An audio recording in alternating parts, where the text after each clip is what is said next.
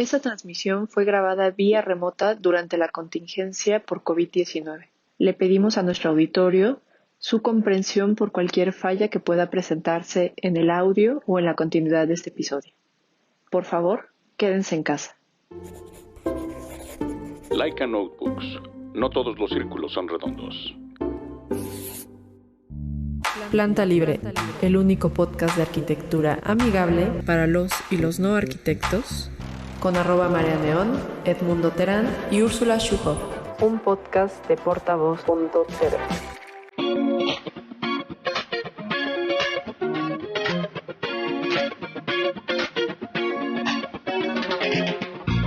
Hola, buenas noches, buenas tardes, buenos días, buenas noches en Alemania.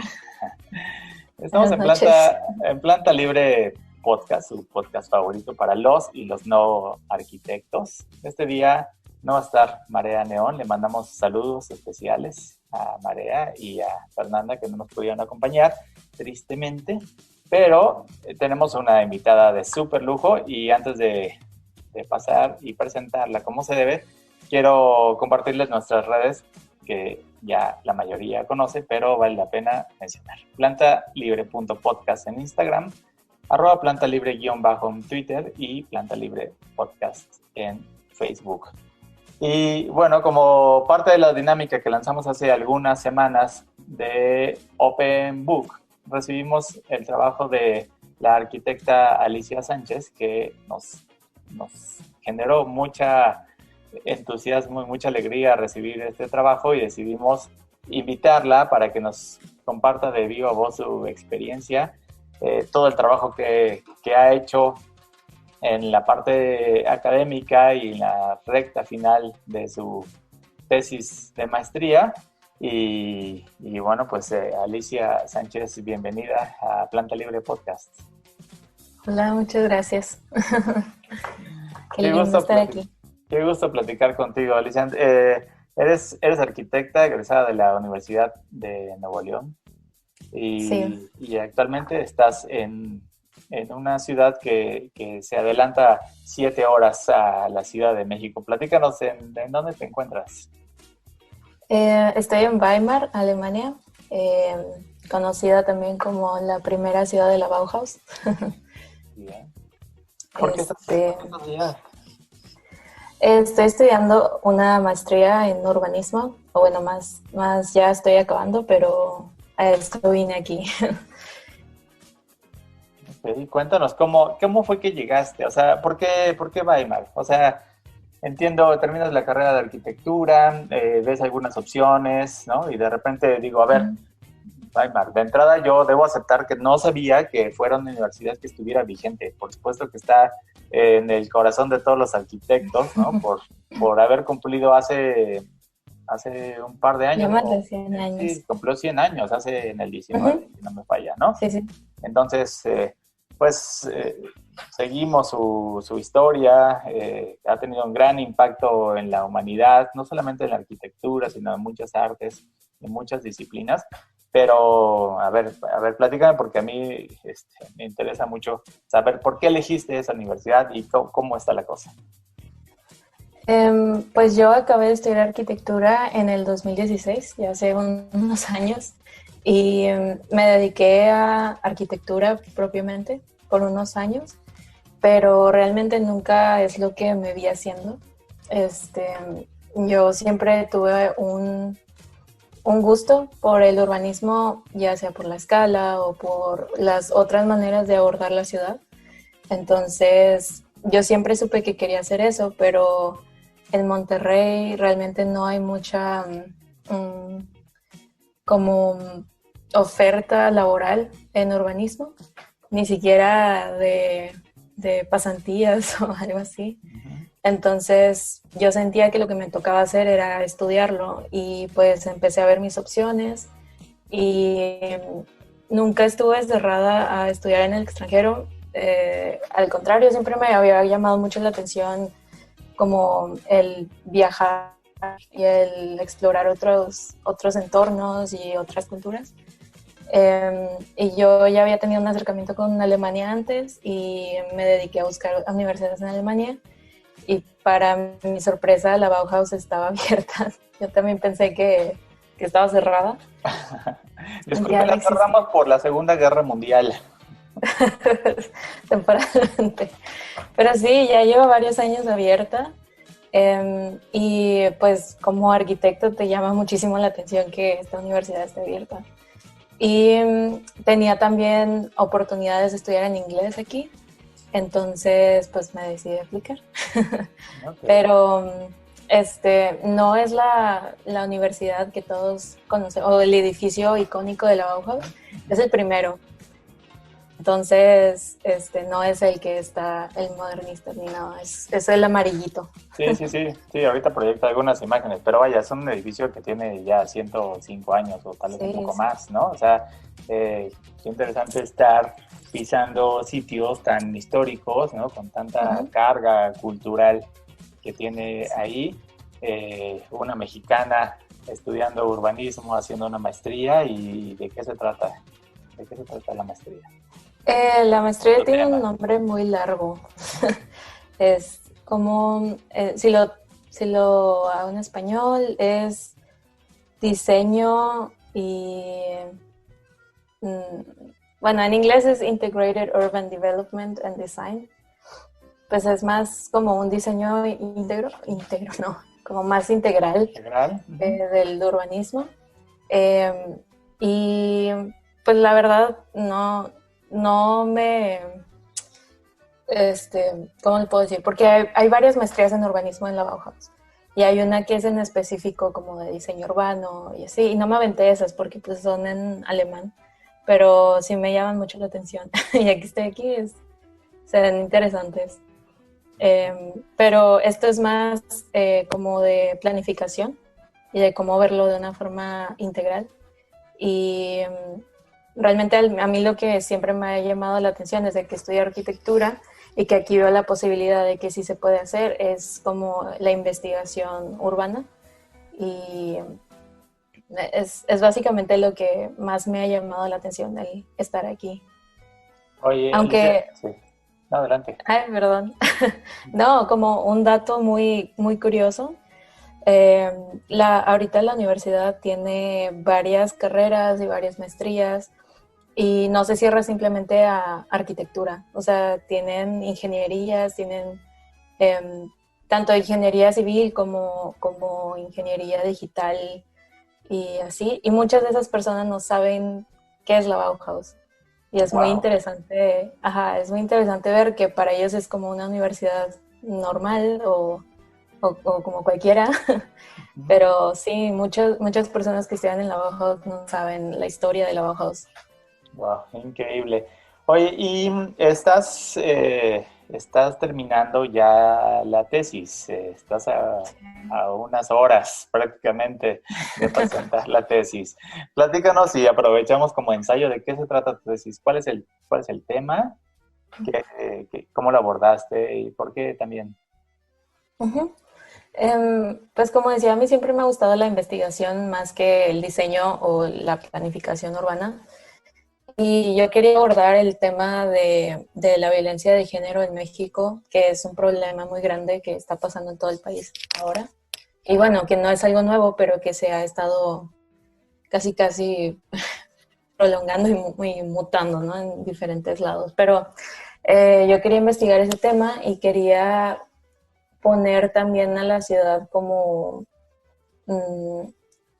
un participante, como un participante activo de la violencia de género y quería poner la pregunta de qué es lo que hace al espacio público peligroso para las mujeres.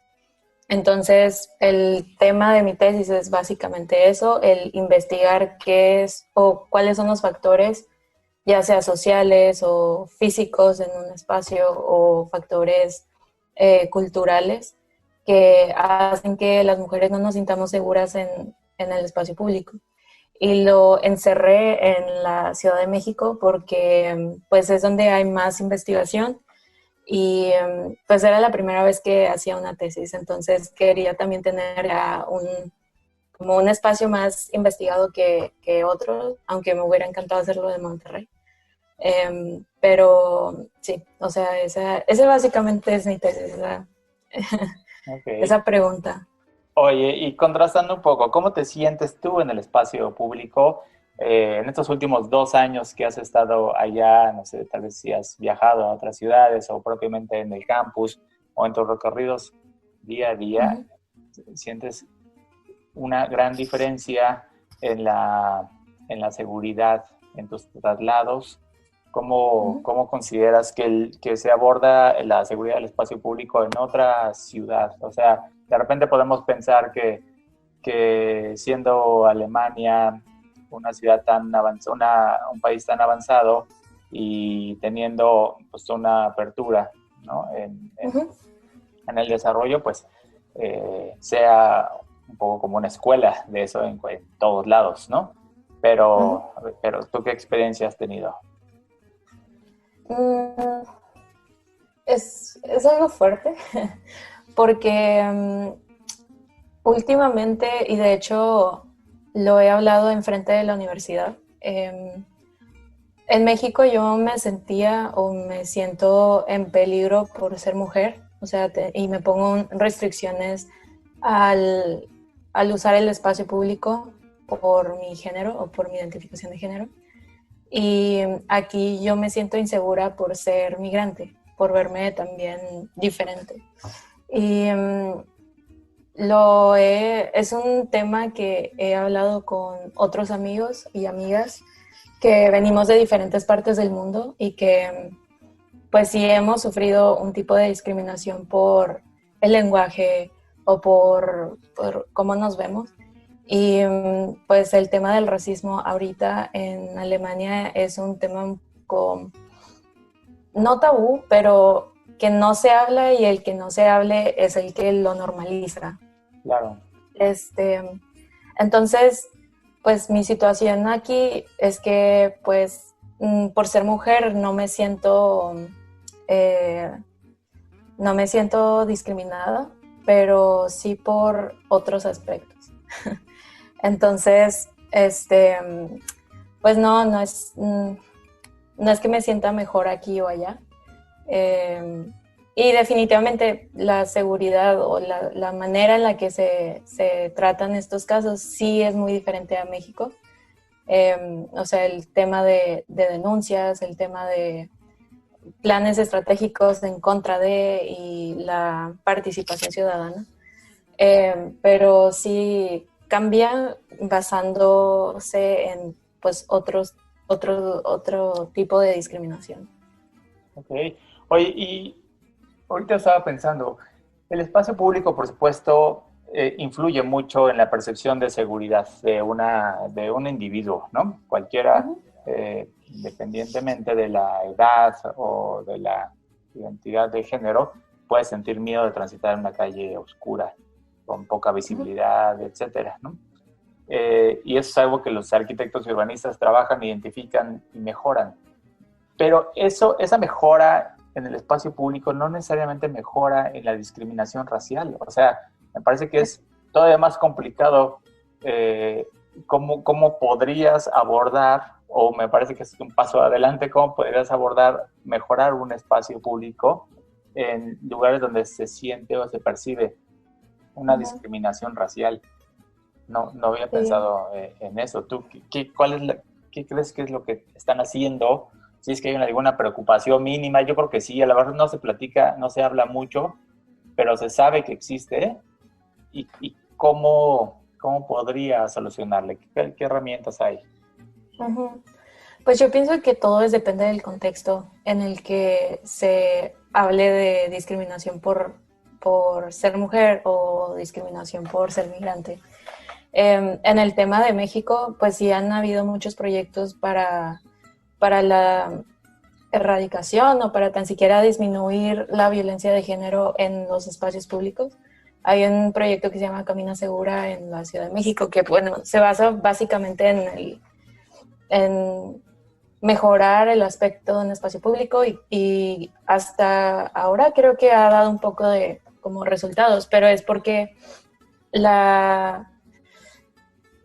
¿cómo lo puedo decir? O sea, hay mujeres en todos lados, entonces si se mejora ese espacio, se mejora para todos. Y en el caso de una mejora para evitar o para erradicar la discriminación racial, es diferente porque normalmente se segrega a estos grupos en diferentes partes de la ciudad nada más.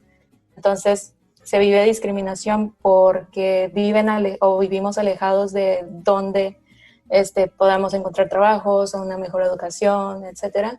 Entonces creo que las mejoras del espacio público para estos grupos son diferentes a cómo se aborda la violencia de género en los espacios públicos.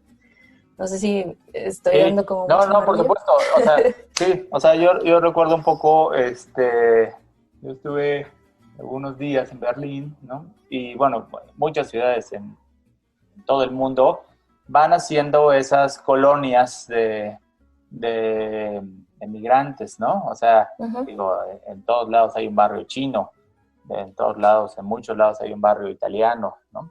Entonces, allá, por supuesto, la gente se agrupa, uno, porque se van encontrando gente con la cual se identifican mayormente, ¿no? Y entonces se van generando estas propias colonias, sus servicios a partir incluso del comercio, ¿no? De la educación, de la vestimenta. Entonces no falta la tienda que ya vende cosas mexicanas, la tienda que lleva tortillas, etcétera. Entonces, naturalmente, cuando alguien llega, alguna persona, vamos a hablar ahorita de mexicanos o de latinos, pues entonces como que ya ubica un poco esa región, pero no necesariamente esa colonia tiene la dotación o la conectividad que podría tener el resto de la ciudad, ¿no? Entonces, ahí es donde te sientes un tanto en desventaja. Sí, y la verdad, en el caso de Weimar, también tenemos que tener en contexto que el estado de Turingia ha sido históricamente también un estado en donde la derecha siempre ha mandado. De hecho, es por eso que la Bauhaus se tuvo que mover en 1930 y algo, o 1919. Y esta visión de Alemania para alemanes, que también pues, se puede duplicar en Estados Unidos para Estados Unidos o cualquier país europeo, pues niega demasiadas oportunidades a los migrantes que Alemania como país está intentando llamar. Y aquí yo he visto mucho que sí existe un sesgo muy importante entre el este y el oeste. O sea, como si el muro siguiera, pero de una forma muy rara. Como virtual. Estamos hablando, o sea, perdón, te interrumpí un momento. Geográficamente, Weimar está en la parte suroeste de Berlín, ¿no? Está en el oeste. O sea, el oeste un poco céntrico. Sí. Pero fue parte de lo que antes fue la parte soviética.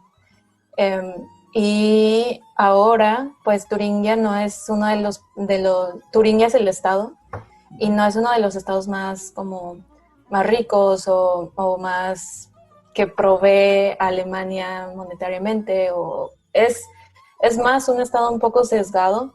Hay estados más sesgados que pero Weimar específicamente es una ciudad muy chiquita y tiene 60,000 personas. Y básicamente somos estudiantes y somos no la mayoría de las personas que vivimos aquí, pero sí estamos muy sesgados en la ciudad. Y hay 2 universidades aquí en esta ciudad que proveen pues monetariamente al Estado por tantos estudiantes que vemos.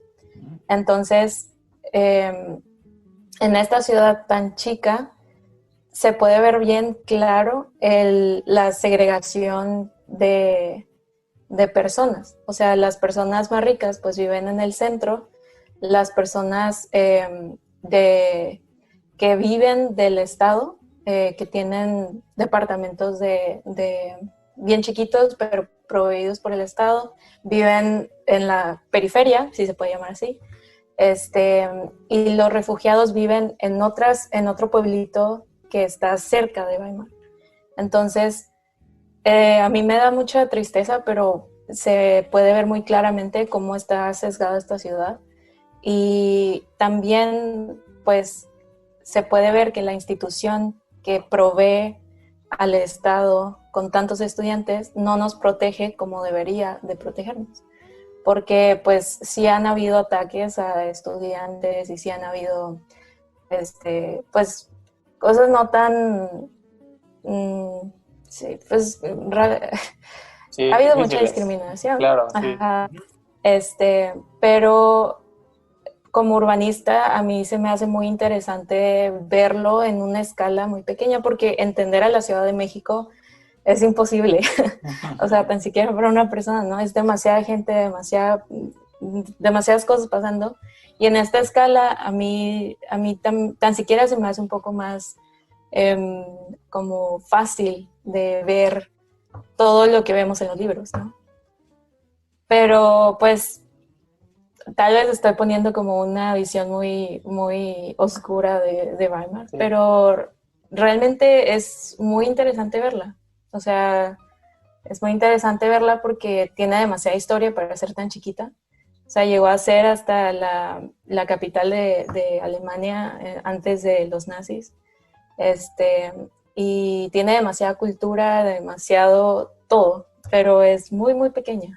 Ok. Oye, platícame antes de que entremos un poco más a detalle de tu tema de tesis. El, el olor a Bauhaus, o sea, tú llegas y justo el contacto con esos edificios que quisiéramos recorrer, que quisiéramos fotografiar, ya quiero ver tu cuenta de Instagram, ¿no? Pero explícame cómo te fuiste sumergiendo en esa historia de la arquitectura. Digo, de repente te encuentras, ahorita que decías de casa, habitación de interés social, pues seguramente también tendrán 80 años, Sí, ¿no? sí. Entonces, a ver, en tu día a día, en el lugar donde vives, en tus recorridos, el transporte, etcétera, ¿qué descubrimientos has tenido así que nos quieras, como si fueras promotora de turismo? Pues la verdad lo que más me gusta de Weimar es que no necesito ni siquiera una bicicleta. O sea, todo se puede caminar. O sea, absolutamente todo. Y eso es muy importante, tan siquiera para mí, para una ciudad y para descubrirla, ¿no? O sea, se ha hablado muchísimo que la escala de cuando caminas es súper diferente a la escala de cuando estás en un camión o cuando estás en una bicicleta. Y realmente esta ciudad tiene como una pausa en el tiempo. O sea, porque puedes caminar a tu paso sin ir a la prisa de las grandes ciudades, y te puedes estar deteniendo en cada edificio porque cada edificio tiene algo, tiene una placa que dice algo, tiene Que dice Walter un Gropius. estilo. Ajá, sí, exacto. Aquí vivió también Goethe, Exacto. Schiller. Sí. Y de hecho esta ciudad es protegida por la UNESCO. Y si te vas a una ciudad a 15 minutos, es totalmente diferente. Entonces, es una ciudad muy linda de ver, porque también, como es protegida de la UNESCO, tiene sus propios colores, tiene todo limpio, todo a la línea. Entonces, sí, cuando llegas, es como un placer visual estar viendo la ciudad. Como Y estar viendo un también, libro de historia en tercera ajá, dimensión. sí, Okay. sí. Y también como algo muy lindo de Alemania es que de verdad puedes ver las estaciones del año. O sea, si es otoño, ves las hojas naranjas caerse. Si es invierno, puedes ver la nieve. Si es primavera, verano, puedes ver todo verde. Entonces es algo muy lindo de ver cómo esa coexistencia entre naturaleza y ciudad, historia, cultura, están en un pueblito de 60,000 habitantes. Claro. Es muy lindo. Ay, qué padre. Ahora, ¿qué onda con los espacios seguros? A ver, platícame. Uh-huh. Eh, ¿qué, qué, ¿cómo podemos distinguir este programa, este podcast? Lo escuchan mucha gente que o está comenzando la carrera de arquitectura o no tiene nada que ver con la arquitectura, se acompaña, etcétera.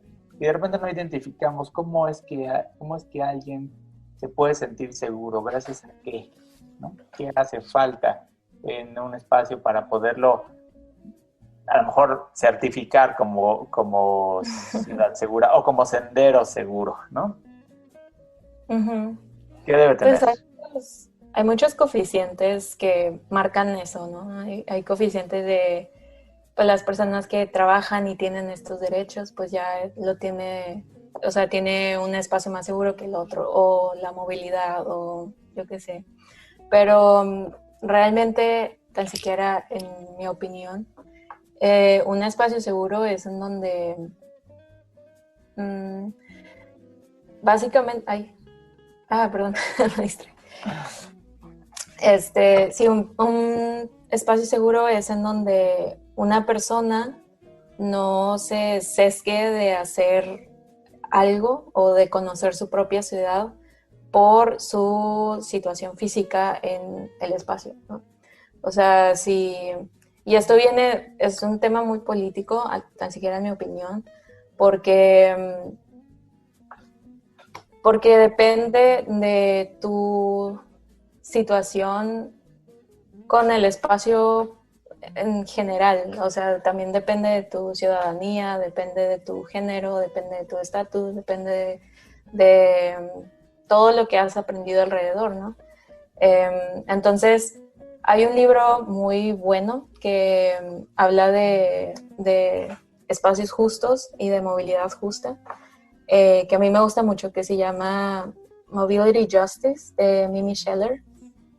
Y en este libro hablan de cómo es que la movilidad no es simplemente el moverse alrededor de la ciudad y cómo hacer eso más justo, en el ámbito de cómo hacerlo más accesible, tanto monetariamente como físicamente, sino que la movilidad habla de nosotros como especie y de cómo nos hemos movido alrededor del tiempo. Entonces, justo ahora pues se vive lo de el cambio climático, que hace que haya demasiada migración por este aspecto en otros países y cómo la gente se mueve de país a país, ¿no? Y cómo se cruza, los peligros de hacer eso, y que esto no es simplemente por una situación geográfica, sino también sociocultural. Me gusta también porque habla de la política de tener un espacio o espacios o movilidad justa, y que esto también pues influye en la toma de decisiones de los gobiernos, de las comunidades, de las instituciones. Y bueno, o sea, tal vez no di una respuesta muy concreta, pero pues un espacio público seguro es un espacio en donde una persona pueda acceder sin tener que pagar, sin tener que tener que explicar por qué está ahí o por qué tiene que usar ese espacio público, sino nada más es para estar ahí y formar una comunidad y formar, pues tener un espacio para ti mismo, ¿no? Claro, sí, no.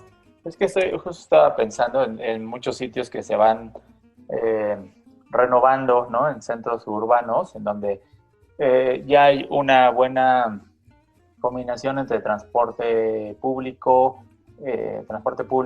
motorizado, transporte público eléctrico o no motorizado, espacios para bicicleta, para el peatón, pero luego también está el que va en patines y el que va en patín eléctrico, el que está en un carrito eléctrico con una silla de ruedas eléctrica, la silla de ruedas que no es eléctrica, ¿no? Entonces, todas estas formas de movernos, el espacio debe de brindarle la oportunidad a todos por igual, ¿no?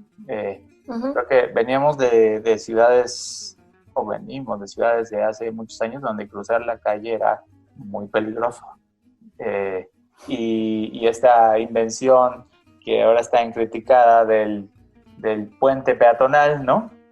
En donde le da preferencia al vehículo motorizado para que sea el que no se mueva, el que avance, el que no se frene, y la persona es la que tiene que subir las escaleras para brincar la calle, ¿no? Y entonces ahí ya está haciendo una segregación, porque alguien que tenga muletas o que tenga silla de ruedas o un adulto mayor que le cuesta trabajo porque tiene un bastón, o una persona que no ve bien, pues se enfrenta a esa barrera física que es simplemente cruzar una calle, ¿no? Entonces, yo creo que se está haciendo un gran trabajo en muchas ciudades en donde se nota, uno siente que está en un espacio pues, más seguro de lo que era antes. En parques públicos, por ejemplo, también siempre existía como la sensación de ahí es el parque, ahí es oscuro, ahí es peligroso, ahí hay fauna nociva, ¿no? Y incluso hasta se podría evitar, ¿no? Y ahora vemos ejemplos en donde el parque público pues puede ser hasta un punto de encuentro en un horario nocturno, o sea, es decir, se puede cruzar a través de él para llegar de un lugar a otro, se puede transitar mucho más seguro, y eso ha sido una gran labor de arquitectos, urbanistas, sociólogos, antropólogos, ¿no? Que unen su trabajo. ¿Qué más? Sí, cuéntame. Sí, realmente, o sea, el renovar un espacio público sí ayuda demasiado, sí ayuda un montón a la percepción de seguridad de una persona, pero no lo es todo.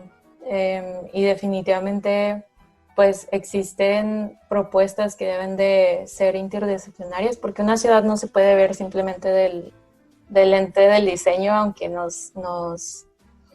nos guste a algunas personas decirlo. Sino también tiene que ver con las políticas públicas que se den. Y en el caso de México, cuando estaba haciendo la tesis, me di cuenta que no es que no existan leyes o que no existan políticas públicas para erradicar la violencia de género. Están ahí, pero el punto es que las usemos y que, o sea, no, que estemos que sepamos que están ahí para usarlos a nuestro beneficio. Entonces, pues México tiene demasiadas políticas públicas que no se usan o que se desusan y se malinterpretan. Y también tiene, yo no sabía, pero tiene muchísima participación de mujeres en el Congreso. Pero eso no quiere decir que las políticas vayan a ser de género o que se basen en género. Entonces, pues va por ahí, o sea, no se puede nada más hacer ciudad con un solo lente, tiene que ser multidisciplinario o no hacer. ¿Y qué crees que, o sea, a ver si entiendo, y además modificar, mejorar una ciudad es un trabajo lento, ¿no? Creo que todo lo que se hace en una ciudad es como si se hiciera en cámara lenta, ¿no? De repente vemos, sí, modificaciones que se hacen en el espacio público, pero resulta que es el espacio público en donde más recursos económicos hay. Hablando de la Ciudad de México, ¿no? Ves el corredor de Reforma, muy bonito, la avenida Chapultepec, muy bonita, Condesa, Roma, Polanco, etcétera, ¿no? Pero la gente que vive ya ni siquiera hacia afuera, sino la parte como en el segundo cinturón de la ciudad se sigue sintiendo con espacios que no son muy seguros, ¿no? Sí. ¿Tú qué crees? ¿Qué crees que nos hace falta? ¿En dónde deberíamos? A ver si tuvieras una charla con las personas que realmente intervienen, que es una cuestión de dinero, es de cultura, es de tiempo, ¿de qué se trata? Es una pregunta muy grande, porque yo siento que solo se puede responder de forma local usando la política nacional. Y también depende del contexto en donde se requiera hacer algo, una renovación, o se requiera hacer un proyecto para erradicar algo o para empezar a hacer algo, ¿no? Porque como dices, es muy bonito hacerlo en espacios donde pues es turístico o donde no se dan estas cifras horribles de violencia en un espacio de la ciudad, a hacerlo realmente en un espacio donde lo necesite. Porque lo que al principio se necesita para una zona realmente violenta o una zona con problemas muy, muy fuertes es la dignificación de las personas. O sea, y también la dignificación de su entorno. Porque no tenemos el derecho de simplemente llegar ahí y decirles que eso es lo que necesitan, ¿no? Y eso tiene que ver mucho con la participación ciudadana y con la emancipación de las personas que viven ahí. Entonces yo creo que se necesita primero empatizar con las personas con las que se van a trabajar en comunidad o en ciudad y agarrar una escala, porque no creo que tampoco se pueda hacer un proyecto nacional sobre un tema, aunque hayan políticas para eso, sino urbanísticamente, en mi pensar, si yo quisiera empezar a hacer algo por la violencia de género, pues me iría a los espacios en donde las personas se sientan más inseguras. Y en la tesis, pues, empecé a ver cuáles eran. Digo, le pregunté a 400 personas y muchas de las mujeres que me respondieron se sienten inseguras en el centro de la ciudad. Eso hablando de la Ciudad de México. Sí, de la Ciudad de México. Uh-huh. Se sienten inseguras ahí y también se sienten inseguras. A ver, déjame, aquí lo tengo. Sí. Se sienten inseguras en Tepito, La Merced, Doctores, Lagunilla. Son todas estas zonas que las personas tienen un sesgo, que son peligrosas, pero tienen un sesgo por una razón, ¿no? Y supongo, no creo que no haya ningún proyecto para tan siquiera embellecer a la ciudad, ya que esto está muy de moda. Pero digo, yo empezaría por la gente y la dignificación de su lugar, porque ellos han vivido y ellas han vivido más en ese tiempo que nosotros y nosotras. Entonces, pues yo empezaría por ahí, por el trabajar en conjunto con ellos y ya después ver qué es lo que se necesita y qué es lo que ellos piensan que necesitan, porque pues muchas de las veces ellas y ellos saben lo que quieren y lo que necesitan. Y un urbanista termina siendo más un coordinador entre disciplinas para poder hacer un proyecto. Claro. Entonces, no necesariamente la violencia de género, ahorita mencionaste algunas colonias, la solución o la receta es la misma para todas las colonias. O sea, si quieres mejorar las condiciones de seguridad en la Merced, serían tal vez diferentes a la de las Doctores o a la de la colonia obrera, ¿no? Entonces, se vuelve ese trabajo, un trabajo de ir poco a poco, teniendo conexión con las personas, escuchar en dónde está esos focos de violencia para irlos atacando, para identificarlos, ¿no?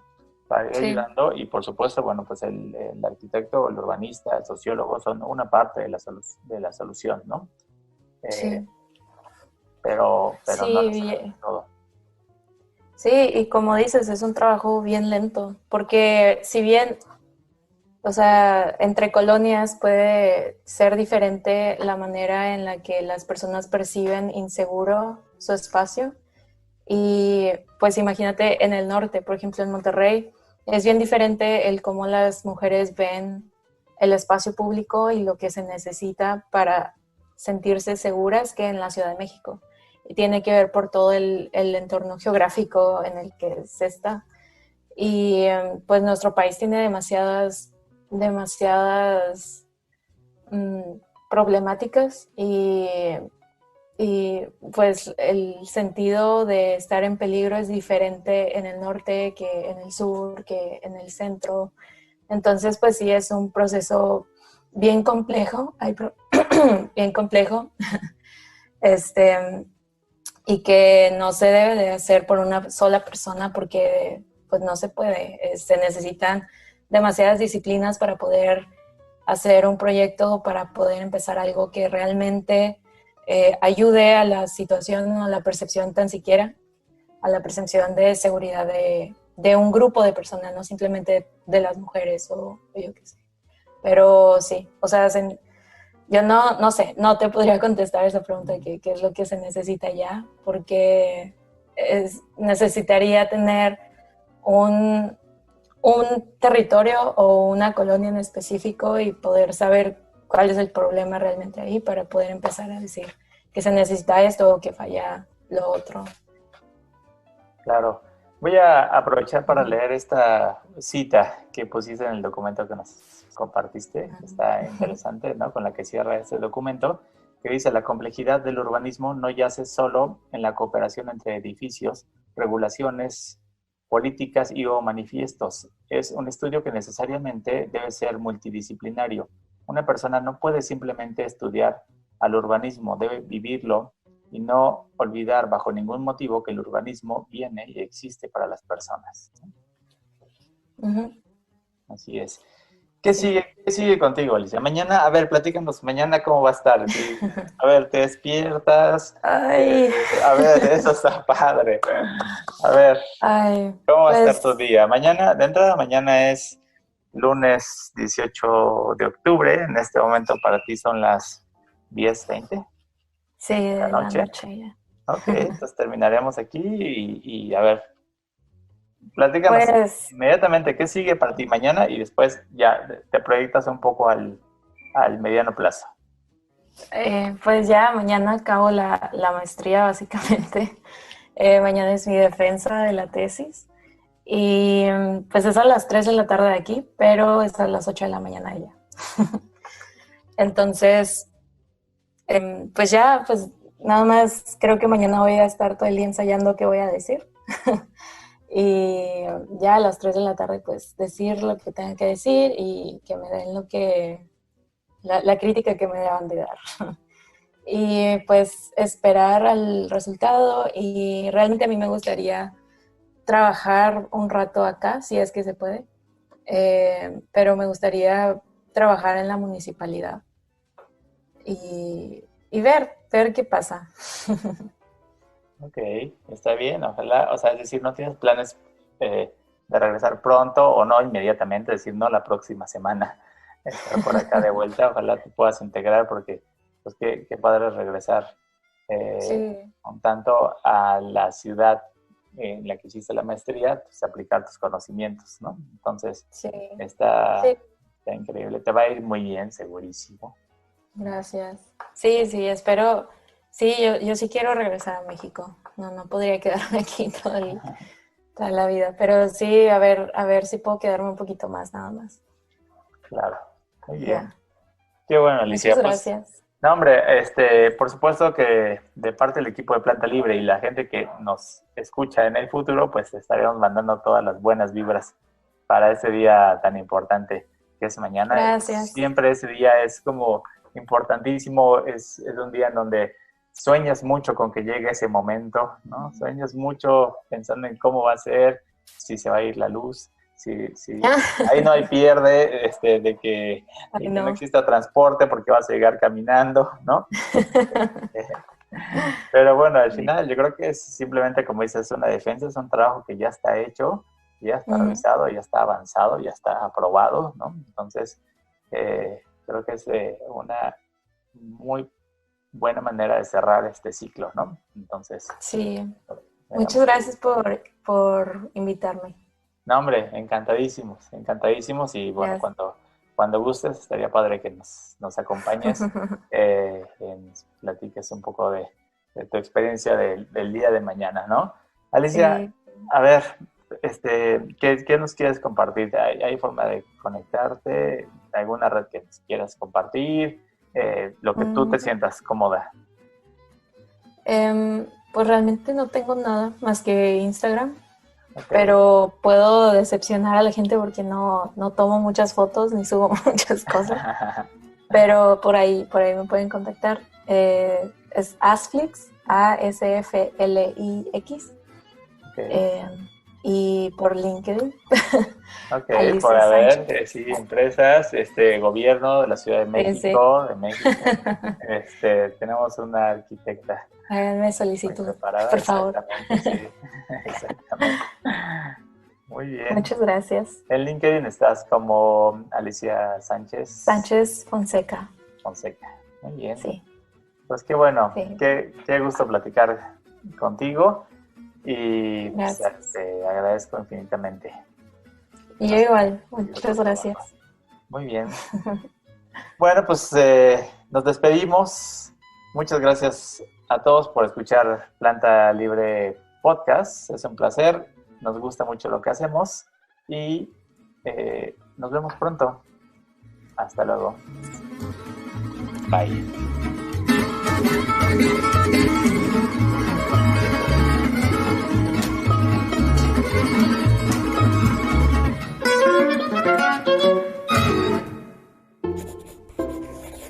Laika Notebooks. No todos los círculos son redondos.